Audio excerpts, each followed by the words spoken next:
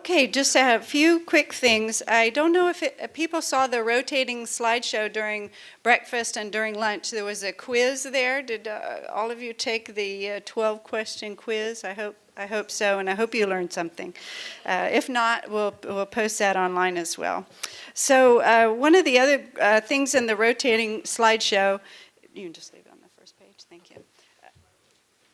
You put it on the first page. Yeah, one of the other things mentioned in the rotating slideshow was Brain Support Network and our 3 missions. So I wanted to just mention that briefly. So we have 3 missions. One of our missions is brain donation. Alex Klein mentioned that earlier, and we have a brochure at our booth at the back table. So we've helped several people in this room donate a family member's brain upon passing, and we've lined up several more to help.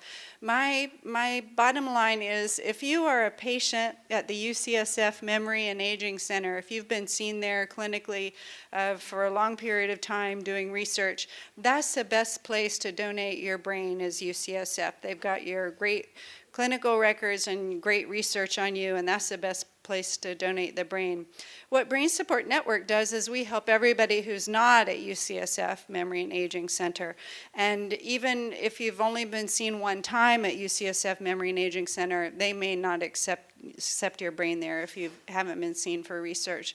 So we are happy to help everyone. We've helped 450 families donate a loved one's brain, and that's a very big number. Some brain banks only have about 150 brains, so we've helped accomplish quite a bit, and all of you are responsible for that, or many of you are responsible for that as well. This year, in 2017, we're averaging 2 brain donations a week. We just did one this morning while I was on my way here, and it went very smoothly. So as Phil said, Phil Myers, who is in Lake County, we plan in advance. We have very detailed instructions so everybody knows what to do. So we invite you to make arrangements for that.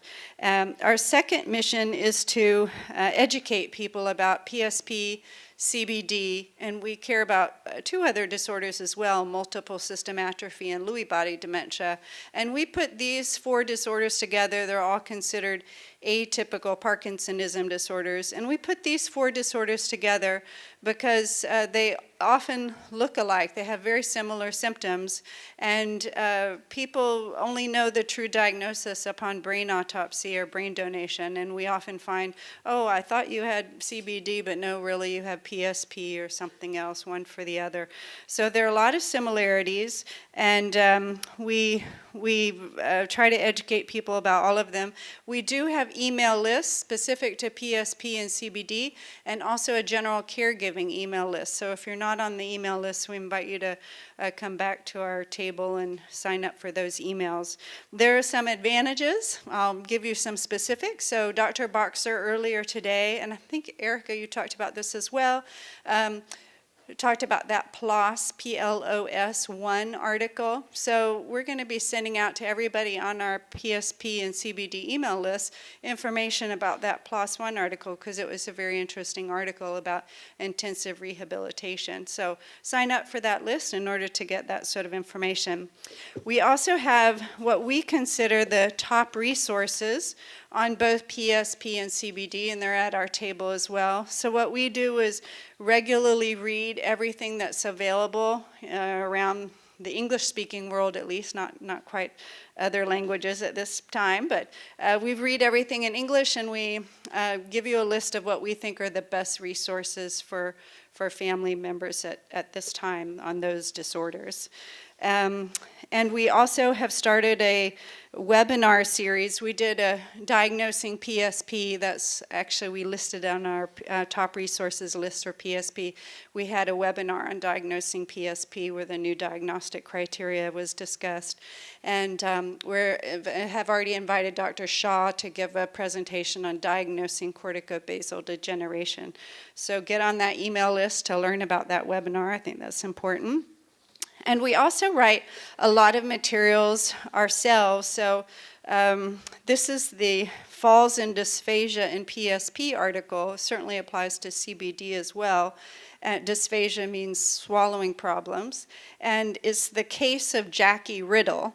And it's a case study of Jackie Myers, you heard from Phil earlier, his wife, and Larry Riddle, my dad. So we put an amalgam of those two cases together and talked about falls and swallowing problems in PSP. And again, it certainly applies to CBD as well. So we also have a very good website, I think, and with a lot of educational materials on these disorders. And we very occasionally host conferences like this. This was a very unique opportunity, as I mentioned earlier, because we had all those great researchers in from out of town that we could snag for this morning's session. And then our third mission is to run local support group meetings here in Northern California. We have 9 meetings a year. We actually do have, we meet right down the street at Mimi's Cafe, and the reason we meet there severalfold. It's inexpensive. We can get separate checks regardless of how many people we have. And if you just want to sit there with a glass of water, that's okay with the restaurant. So that's very nice. So we've been meeting there since 2004, July of 2004, so over 13 years now. And our next support group meeting is tomorrow. I doubt very many of you will be coming, but I will be there. And some of our other friends I know will be there too, including some PSP caregivers. And then the one following is on December 9th. Does that sound right to you, Phil? Sunday, December 9th? Okay, all right, very good. Okay, so I need for you all to fill out your evaluations. Did you do the 4th panel yet? If so, turn the page and do the overall. We have a few, maybe 7 questions or so overall.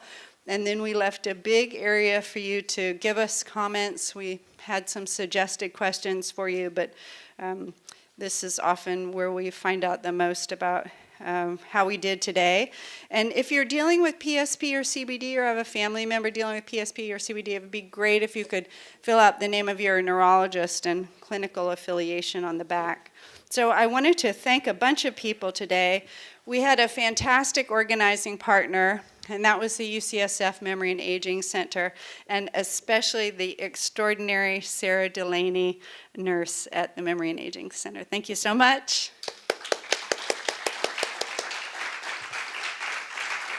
And our conference today was made possible by very generous funding from Biogen. We hope their tau-busting drug trial is a huge success. Thank you so much. And we also got very generous funding from AbbVie, and we also hope their tau-busting drug trial is a big success. And I'm sorry they're not here today, but we will applaud for them anyway. And I put out a call a few months ago, help. We don't have anybody who can help us pay for video recording. That was before we had some nice sponsorship. And so I put out a call, could anybody help us with sponsorship of video recording? So these wonderful people donated a variety of money, but helped us get to our $2,000 target. So we thank them so much.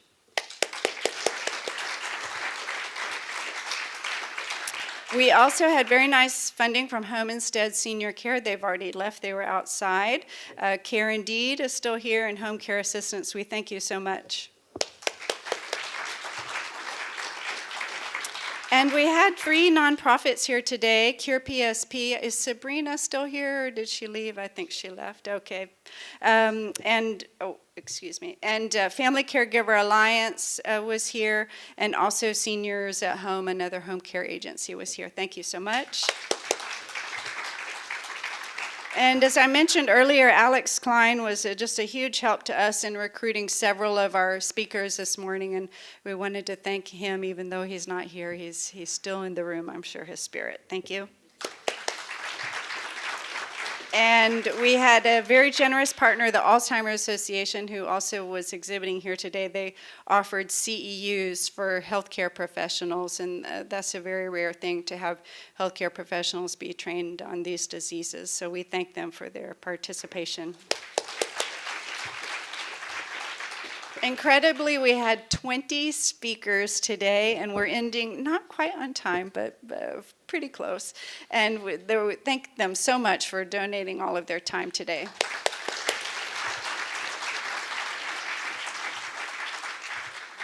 And we had 16 volunteers without whom we could not have put on a successful event. I'd like to thank Roxana, who did all the PowerPoints and the videos and all that good stuff and helped us help all the speakers accomplish what they needed to. Faye, Helen, Jan, they were all at the registration table. Mary, Manure, Bill, Sharon, Jim, who were here earlier, Lynn and Alex, thank you so much for all of your assistance. And in particular, I'd like to thank our great organizing committee. We had Sarah Delaney at UCSF and 4 people from Brain Support Network, Mindy Lum, Stephen Russell, Phil Myers, and Denise Dagon. And finally, thank you all so much for coming. I know it takes a huge effort to get organized, get out of the house, get here, and stay alert. I didn't see anybody sleeping today, which is just incredible to me. And thank you all so much. And remember, those evaluation forms are very important to us. Thank you.